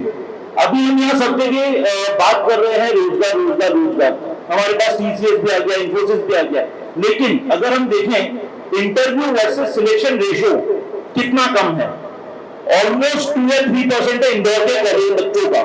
तो हम बच्चों के कॉन्फिडेंस बिल्डअप जो एजुकेशन हो रहा है, हमें प्रोग्राम्स में चेंज करने की जरूरत है। पैसा लगा रहे हैं तो उस पैसे का रिटर्न आए, तो नए अपडेशंस की जरूरत है। मैं मतलब जो गवर्नमेंट कॉलेजेस है रेज्यूमे जो 1980s में बने थे उसी जमाने पे आज कॉलेज वाले बनवा रहे हैं। Implementation is zero. नए कॉलेजेस हम खोल रहे हैं, इम्प्लीमेंटेशन राइट, क्योंकि लोग आते हैं, आवाजाही बढ़ती है, कनेक्टिविटी बढ़ती है, कमर्शियल सिटी होने की वजह से हम लोग इंदौर में आने जाने को लेकर के बहुत हमारा चिंता रहता है कि हम टाइम से पहुंच पाए, टाइम से निकल पाए। तो रियल एस्टेट को लेकर के मेरा मानना है कि अगर यहाँ पर कुछ नहीं है तो बस वो ये है कि और ज्यादा इसको स्ट्रक्चर कैसे कर सकते हैं, क्योंकि कोई भी रियल एस्टेट बिजनेसमैन, कोई भी कंपनी हमेशा इसी इंटेंशन से काम करती है कि कस्टमर को फायदा हो, इन्वेस्टर को फायदा हो और एज ए सेक्टर हमारी शान बढ़े। तो उसको लेकर के अगर और ज्यादा स्ट्रक्चर बनाया जाए रियल एस्टेट बिजनेस को, चाहे रेरा हमारे यहाँ उपस्थित है, लेकिन रेरा के एग्जीक्यूशन लेवल्स और वो किस तरीके से हमको और सुविधा डेवलप करते हैं कि कस्टमर और बिजनेसमैन दोनों को बराबर का फायदा मिले, ट्रांसपेरेंसी बढ़े, इस बारे में ज्यादा सोचना चाहिए। तो मुझे एक कंफर्टेबल पॉलिसी है रियल एस्टेट बिजनेस आके भी हाँ, तो प्रैक्टिकली रियल एस्टेट को जो प्रॉब्लम्स फेस होती है रियल एस्टेट ही जानता है। दो दिन धन्यवाद है कि बिल्कुल सही कहा कि इस सरकार ने नहीं किया है। This no change in any conduct taxation. Sir please एक बात जरूरी बात करना मिस किया। इस बजट में मध्य प्रदेश सरकार ने किसी भी कर के दर में कोई परिवर्तन नहीं किया। Tax no change in tax rate कोई चेंज नहीं है। एक सज्जन बोल रहे थे कि ये बजट बहुत कम तैयारी के साथ में बना है। हाँ, ऐसा इसमें दिख रहा है। तो वो शायद इसलिए दिख रहा है कि जो सरकार पिछली सरकार थी उसी की योजना इन्होंने कंटिन्यू कर दी। मुझे लगता है वो अच्छी बात है। अभी बिल्कुल नई तैयारी के लिए समय मिल जाए और अब अगले बजट के अंदर तरीके से चेंज करेंगे, लेकिन जहाँ चेंज करना था वहाँ उन्होंने चेंज किया, लेकिन हम तो लिखेंगे ना सर कि चेंज नहीं किया। हमारा तो फर्ज बनता है कि जो नहीं हुआ वो लिखें। आप लिखिए, अब उनकी क्या मजबूरी, वो जवाब वो देंगे। इसलिए 1.5 घंटे की बात है, जितनी नकारात्मक बातें होनी थी वो हो गई। जी, अब पॉजिटिव बात करते हैं। बिल्कुल सही कह रहे हो। तो मैं एक अच्छा पॉइंट पॉजिटिव नेगेटिव दोनों सीखा था, वो लिया है। मैं कंक्लूडिंग रिमार्क करता हूँ। 35 साल से सरकार के साथ में काम कर रहा हूँ सुनील जी जी। तो सरकार की प्रॉब्लम क्या है जी? अभी क्रेडाई वाले साहब बैठे हुए थे जी जी, मैं भी क्रेडाई का मेंबर हूँ, जिनके साथ मैं भी अनेक तरह के सुधार जी सरकार में रियल एस्टेट सेक्टर में चाहता हूँ जी। वो नहीं होते, कितना भी बोलते नहीं होते। सारी प्रॉब्लम क्या है? आपको जिस चीज के ऊपर फोकस करना चाहिए वो इस पर नहीं करना चाहिए होना क्या चाहिए, फोकस करना है कि कैसे होना चाहिए। सारा जगह सरकार के साथ में ये है कि वो अपने स्टैंडर्ड सेट ऑफ फंक्शनिंग है उसको बदलना नहीं चाहते। अभी मैं एक प्रोग्राम में कहीं अतिथि बनकर मुझे बुलाया गया था, CM राइज स्कूल बना है जी। आप जाके देखिए 3 स्कूल है CM राइज के विधानसभा क्षेत्र क्रमांक 3 में। आकाश विजयवर्गीय जी उस समय विधायक थे, उन्होंने मेहनत करके अपने यहाँ पे देवी इंडिया जी के नाम पे है, एक शायद मल्हार आश्रम है और एक और स्कूल है, 3 स्कूल है। वो स्कूल के लिए 50 करोड़ रुपए का बजट आया। प्राइवेट स्कूल आप सुमित भाई देखे हैं 50 करोड़ रुपए से 125 कमरे का एक नया स्कूल वहां पे बन रहा है जी। उस स्कूल में बच्चे मुफ्त पढ़ेंगे, फ्री, इसमें पैसा नहीं लगेगा। और वो स्मार्ट स्कूल होंगे, डेली कॉलेज में जो सुविधाएं उपलब्ध है वो उस सीएम स्कूल में होंगे। दूसरी बात, उन मुफ्त में आने वाले बच्चों के लिए सरकार 2 किलोमीटर से दूर जो बच्चा रहता है उसके लिए मुफ्त बस की सुविधा उपलब्ध करा रही है। आप बताइए वो सरकार क्या कर रही है? एक डेली कॉलेज बना दिया उन्होंने, एक सत्यसाई बना दिया, एक शिशु कुंज बना दिया। अब इशू क्या है? उसकी इम्प्लीमेंटेशन में आपका बतौर जो भी बड़ी योजनाएं बन रही हैं उसका इम्प्लीमेंटेशन, एग्जीक्यूशन, ग्रास रूट के नीचे धरातल पे आने में जो परेशानियां आ रही है उससे रिलेटेड विषय करना है। जो भी लोग वहां देते हैं अपने से जितने लोग अपन यहाँ देते हैं अपने से ज्यादा पढ़े लिखे लोग नहीं, अपन लोग यहाँ देख के बात करते हैं। गाँव में एक आदमी के उठाने में, उसके बच्चे के जन्मदिन में, उसके पिताजी के अवसर में सब में जाते हैं उन्हें, वो आपसे कम समझदार नहीं है किसी भी क्षेत्र में, और आप लोगों से बात करके योजनाएं बनाते हैं। सवाल केवल ये है कि उन योजनाओं का इम्प्लीमेंटेशन कैसे हो। हिंदुस्तान मेल का केंद्र उस सीएम स्कूल में लगना चाहिए जहाँ पे सरकार 100 करोड़ रुपए खर्च कर रही है। क्या ठीक वैसे ही खर्च हो रहा है जैसा कि उस योजना को बनाते समय होना चाहिए। एग्जीक्यूशन के ऊपर रिपोर्टिंग की जा सकती है कि जो कुछ एक्सेशन हुआ वो हो कैसे। अभी आज का पेपर भी प्रिंट आ गया है, आप उसमें भी अच्छे से उसको सीएम राइज स्कूल से 22 आईटीआई के स्कूल में कॉलेज आईटीआई के नंबर है, हेल्थ का बजट बढ़ा के 21,000 करोड़ रुपए कर दिया। संस्कृति विभाग में चूंकि वो कुछ संस्कृति से आते हैं, माननीय मुख्यमंत्री जी उन्होंने उस बजट को 4 गुना कर दिया। उन्होंने कहीं नहीं रखी है इस बजट में आपकी एग्जीक्यूशन। वो जो चौथा स्तंभ आपका है जी, मैं उसकी निगाह पर नहीं कर दीजिए एग्जीक्यूशन। मुझे लगता है बाकी सारी चीजें एकदम सर बढ़िया। धन्यवाद सर, धन्यवाद। इन चीजों के लिए मेडिकल कॉलेज ला रहे हैं सर, ये सारी चीजें करने में, इम्प्लीमेंट करने में समय तो जाएगा, पर इस बजट में कहीं भी छात्रों का क्या बेनिफिट होगा डायरेक्ट वे में। जो आज का छात्र है, जो आज का बजट देख रहा है, वो देख रहा है मेरे को कल इस बजट से क्या फायदा हो रहा है, उसको तो नहीं हो रहा है। वो 5-6 साल आगे के बजट के लिए अगर अभी से सोचें तो मुझे ऐसा लगता है इसमें काफी सारी चीजें हैं जो छोड़ दी गई हैं, या तो फाइन प्रिंट्स है नहीं अभी हमारे पास, पर इसमें काफी सारी ऐसी चीजें जो छात्र आज और आने वाले 3 साल के जो छात्र हैं उन बच्चों को डायरेक्ट बेनिफिट कहाँ पे मिलता है। या तो कोई गरीब छात्र है या छात्र जो हायर एजुकेशन परस्यू करना चाहता है, उसके लिए बजट में प्रावधान क्या क्या दिए गए हैं। एक चीज जो काफी सारे सेक्टर्स में मैंने सुन के रियलाइज करी है कि जैसे रियल एस्टेट है, रियल एस्टेट के सेक्टर में एक बहुत ही सिंपल सी चीज है कि ये बनाया गया है कि what is the benefit for the student actually because out of this yes for coming 2-3 years जो बच्चा आज 12th से निकल रहा है या फर्स्ट ईयर में है, वो सोचेगा मुझे नहीं, इसको हम भी हमारी टीम भी समीक्षा करेंगे। जैसे आज ये बजट है, बेसिक नेचुरल प्रोसेस है कि इसकी समीक्षा, तो समीक्षा में ये सारे पॉइंट्स जो हैं हम खुद भी इसको रीड आउट करेंगे, इसके अंदर वापस डीप डाइव करेंगे, उसमें ये अगर जो पॉइंट आपके आ रहे हैं वाकई में अगर उससे रिलेटेड कुछ भी नहीं है तो वो हमारा एक पॉइंट समीक्षा के अंदर आता है कि इस विषय को नहीं छुआ गया है किसी भी तरह से।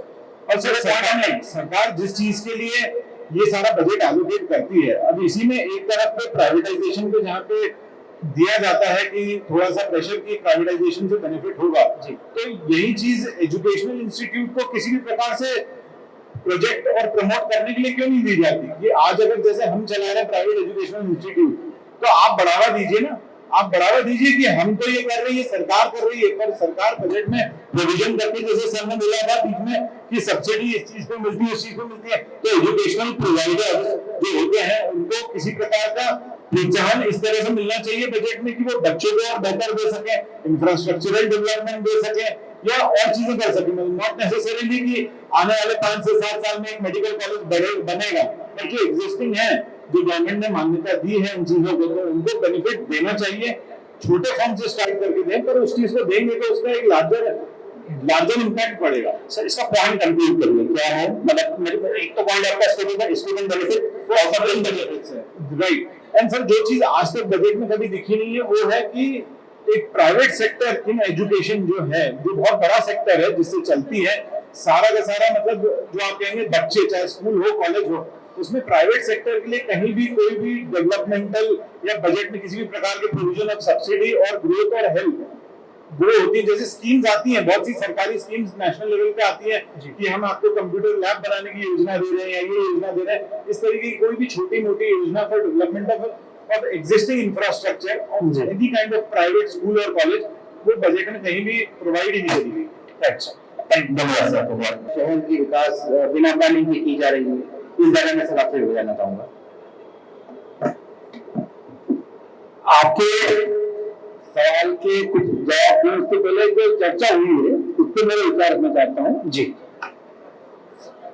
चर्चा की शुरुआत में 17 लोग थे, अब 9 बचे जी, 8 जने चले गए जी। ये जो 8-9 का रेशियो है ना, और ये जो अप्रोच है हमारे जीवन के पसंद है, सबसे पहले बोला आप बैठे हुए, कुछ लोग बोले चले गए। ये जो अप्रोच है ना कि मेरी बारी हुई, मैंने मेरा घाटा ले लिया चला, जी, ये हमारी देश की मूल समस्या है। जी, हमें किसी की सुनना नहीं है, जी, मेरी सुन लो आप, फिर मैं चला। तो सबसे बड़ी समस्या ये है। दूसरा ये है कि किसी भी बात को आज बजट पे चर्चा है। सर अच्छी बात है कि हम तो दिल्ली में सुनने के लिए बैठे हैं, शुरू से लेकर आखिरी तक, और इसके ऊपर काम भी करेंगे। मेरी आपका व्यवसाय है, सुनना है, आपको छाटना है। हम लोग यहाँ जितने बैठे हमारा व्यवसाय छोटा है। जी, आज सूर्य जी आए, जी आए, बाबू जी आए, तो अपना व्यवसाय छोटे सामाजिक दायित्व के नाम पे आए। बिल्कुल। तो ये जरूरी भी है, ये हमारा आनंद भी है। दूसरा जो बजट पे चर्चा थी वो मुझे लगा कि हमारी व्यक्तिगत आवश्यकता क्या है उस पर जरूरी। बिल्कुल, डिपार्टमेंटल डिवीजन हो गया। इसमें होना नहीं चाहिए कि बजट पे चर्चा जब है जी, तो ये तो समय आपने रखा है जी, ये बहुत गलत रखा। बजट खत्म हुआ 1 बजे, आपने बुलाया 1 बजे जी, अब ना किसी ने सुना जी, ना किसी ने पढ़ा, तो जो 2-3 दिन पहले जो दिमाग में सोच दिया था तो उन्होंने बोल दिया। ये चर्चा का समय होना चाहिए शाम को 5-6 बजे बाद, बजट के 4-5 घंटे बाद। जी, तो आदमी तैयारी करके आ सकता है, क्या आया पढ़ते आ सकता है। तो अगली और जल्दी सहमत हो आपकी बात से, अगली बार इसको इम्प्लीमेंट ऐसे ही करेंगे। दूसरा, जितनी बातें भारतीय जनता पार्टी ने अपने संकल्प पत्र में दी है जी, इस संकल्प पत्र बनाने में मेरी सहयोगी रहा है, तो सारी बातों का उल्लेख आज के बजट में है। और बजट जो होता है ये कोई 100 मीटर की रेस नहीं होती है, ये रिले रेस होती है। ये इससे पहले भी लोग बोलते रहे हैं, मैं भी दूंगा, मेरे बाद वाले भी बोलेंगे। तो एक कंटिन्यूअस प्रोसेस है, कोई पहला आखिरी खेल नहीं। तो उसको उसी रूप में लेना चाहिए कि 1 साल के अंदर क्या करना है उसका मात्र ये खुलासा है। अगले 5 सालों में क्या करना है, पहले क्या हुआ है, लगातार प्रोसेस हुई है, कोई एक दिन का मामला नहीं है। तो उसी उम्मीद में लेना चाहिए, उस बारे में हमने बात करना चाहिए। हमारे साहब ने बात करी कि 2700 में बजट उम्मीद भी करेंगे, तो 2700 करने का जो बजट है 1 साल में करने का नहीं बोला, उन्होंने बोला कि 5 साल में हम करेंगे। इस साल 125 बनाया या 150 साल बनाया, तो बेहतर बात है कि कंट्रोल कर रहे थे। पैसा ने बोला कि उद्योग के लिए मामला कुछ होना चाहिए, तो उद्योग के लिए भी है, नहीं ऐसा नहीं है। लिकर पॉलिसी की बात करी, जीएसटी की बात करी, अभी किसी ने बताया कि 13% ग्रोथ हुई है और जीएसटी में 32% की ग्रोथ हुई है। तो एमपी का जो जीएसटी कलेक्शन है हिंदुस्तान के ना 8वें नंबर पे, ये हमको मालूम होना चाहिए। हमारी ग्रोथ इतनी ज्यादा थी, हम सबसे पिछड़े थे, इसलिए हमारी ग्रोथ हुई है। बस जीएसटी कलेक्शन में हिंदुस्तान के अंदर हमारा प्रदेश है 11वें स्थान पे। महाराष्ट्र का जीएसटी कलेक्शन है 32,000 रुपये महीना, गुजरात का है 11,000 करोड़ रुपया महीना, और हमारा है 3200 करोड़ रुपये। झारखंड हमसे आगे, बिहार हमसे आगे। तो अभी बहुत लंबा समय मुझे लगता है कि मध्य प्रदेश को कवर करना है, और इस बारे में हम सबको संयुक्त रूप से सोच के 3200 करोड़ को 32,000 करोड़ महाराष्ट्र तक कैसे ले पाएंगे, कहाँ तक ले जाएंगे, और उसमें बहुत सारी सुविधाएं जो शुरू करने बात की, बाकी सबने बात की, बात की, सबका ध्यान रखना होगा। जहाँ तक शहरी विकास की मामला है, प्रदेश के अंदर शहर जो पिछड़ रहे हैं विकास के अंदर, तो इसके लिए केंद्र सरकार ने जवाहरलाल नेहरू शहरी आवासन मिशन से अभी अटल मिशन चल रहा है, वैसी योजना प्रदेश में होना चाहिए, और इसलिए 16,000 करोड़ का जन भागीदारी की योजना लाई है।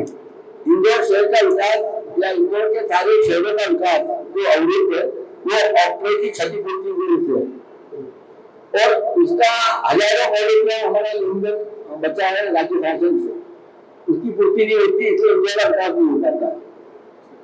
तो एक क्षतिपूर्ति ऑक्ट्रेज खत्म हो गया, सेंटेक्स खत्म हो गया, तो ऑक्ट्रेज को जीएसटी से कैसा लाभ लेना जाए? अकॉर्डिंग टू रिक्वायरमेंट जो बजट सैंक्शन है वो पर्याप्त नहीं है। इंदौर में आप लोग छोटे हो गए, इंदौर में आप साइकिल चलाते हुए स्कूल जाते हुए तो इंदौर में ऑक्ट्रेज ना का होता था। इंदौर में जाना है, इंदौर पूरा निवास लाके तो ऑक्ट्रेज ना करना, उसके पहले मनोरंजन का चौराहे में हुआ करता था, फिर परासा में था, उसके पहले लीगल टॉपिक पे था, नगर निगम के रेवेन्यू ऑक्ट्रेज बंद कर दी जीएसटी के पहले था। तो बॉम्बे वगैरह में अहमदाबाद कई सारे स्टेट्स में हुआ। बॉम्बे को जीएसटी में अलग से प्रावधान दिया है कि ऑक्ट्रेज जीएसटी पूर्ति करेंगे शहर के नगर निगम को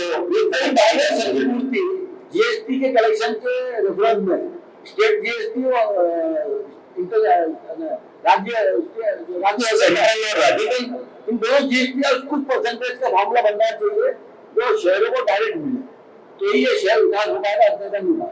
तो देखो ऐसे एक चीज पूछना थी, एक तो ये कि 5 के मिनट काम चल रहा है, 4 अभी जो ऐसे हैं जो सत्यसाई विवाद का हाईकोर्ट का उन पर अभी काम शुरू हुआ है। उसके अलावा करीब 7 किलोमीटर का अपना रेलवे कॉरिडोर उनको काम कर शुरू हुआ है, 23 की तारीख तक तब तक उनको कंप्लीट होगी।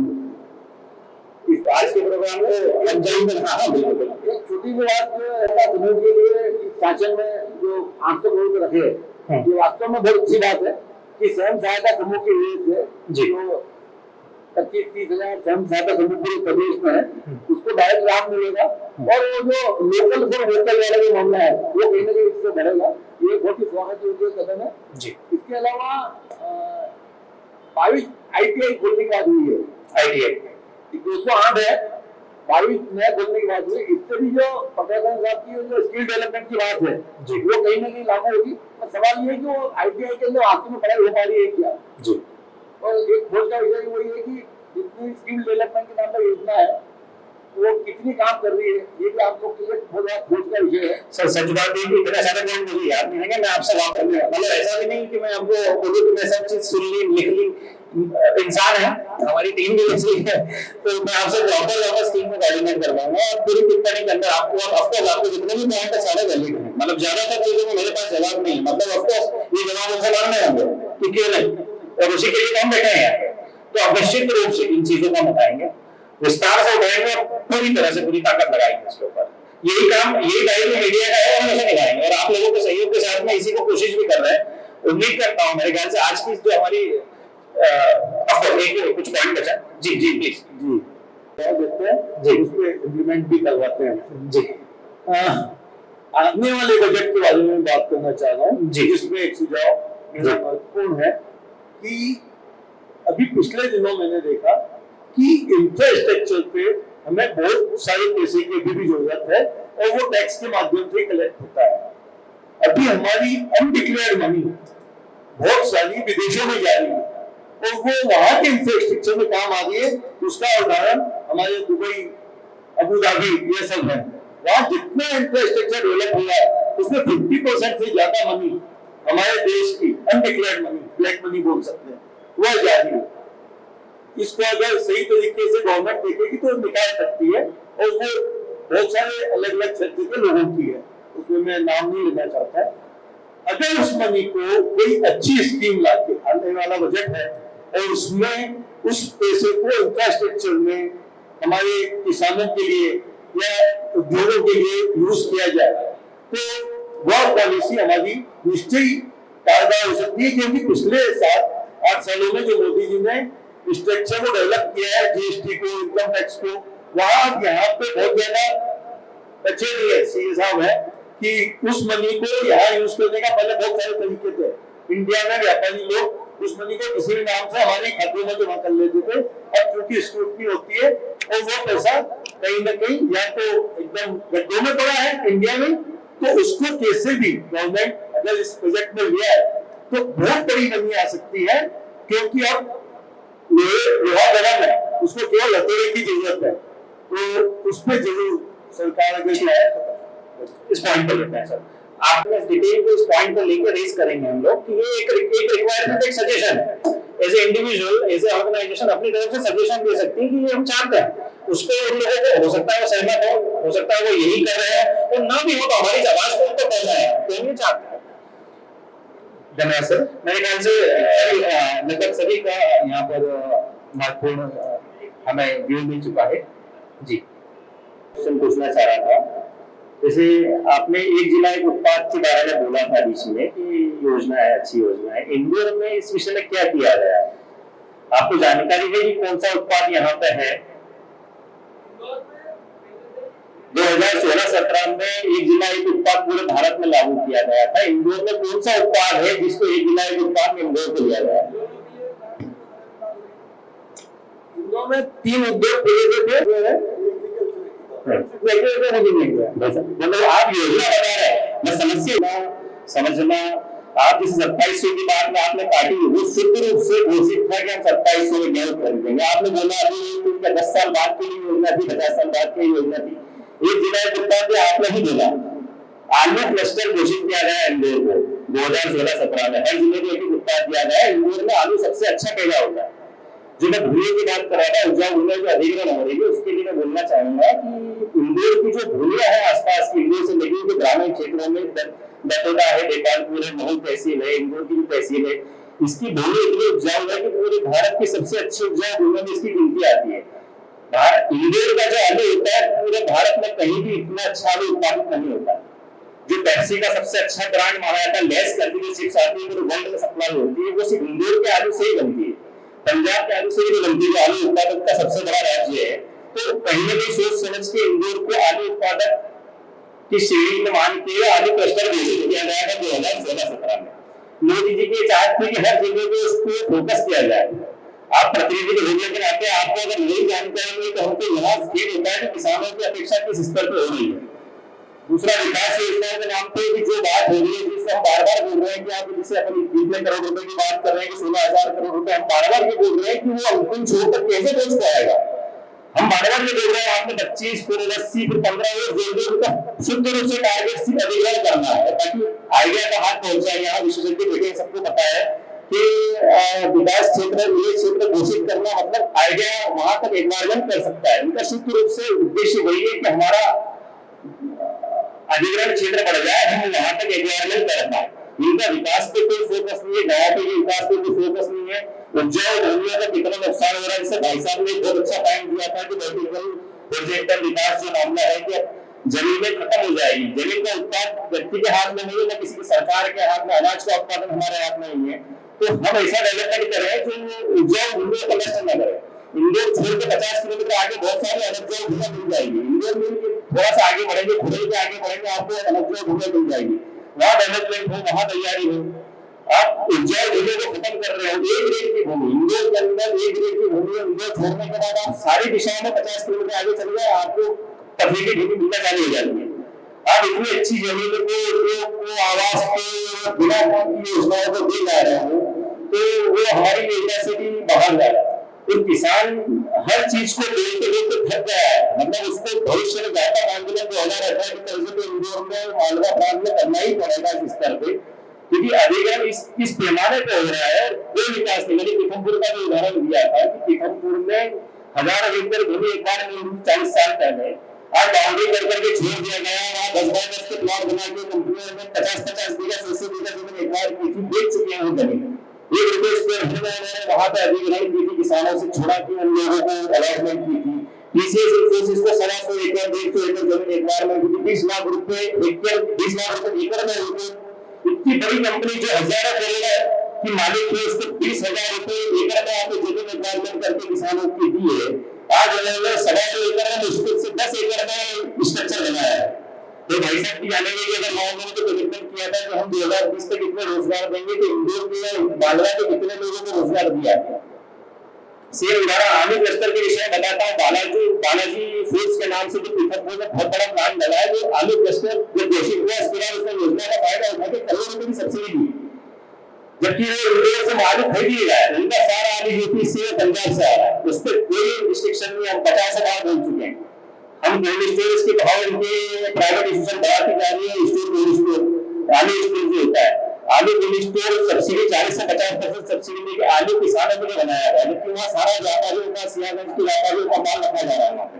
तो कहीं ना कहीं आप आलू क्लस्टर की बातें कर रहे हैं, तो कहीं ना कहीं आलू के किसान, आलू की बात या तो छोड़ दीजिए उसको, आलू क्लस्टर को बंद कर दीजिए। मतलब होता क्या है, योजना के नाम पर करोड़ों रुपया आता है।